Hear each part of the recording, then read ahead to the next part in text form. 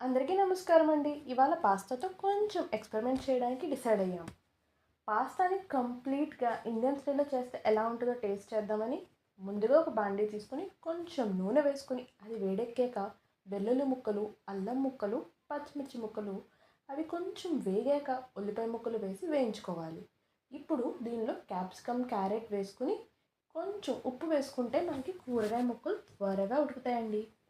ఇప్పుడు దీనిలో టమాటా ముక్కలు వేసుకొని మగ్గించుకున్నాక దీనిలో కొంచెం పసుపు, కారం, గరం మసాలా, మిరియాల పొడి వేసుకొని కలుపుకొని పాస్తాని ఉడికించుకున్న వాటర్ కొంచెం పోసుకొని కాసేపు ముక్కల్ని మూత పెట్టి మగ్గించుకొని ఇప్పుడు కొంచెం పాలు పోసుకొని కొంచెం సేపు మళ్ళీ మగ్గించుకొని కెచప్ అండ్ సాసెస్ ఎప్పుడు వేస్తానని వెయిట్ చేస్తున్నారేమో, అవి ఏమీ వేయలేదండి.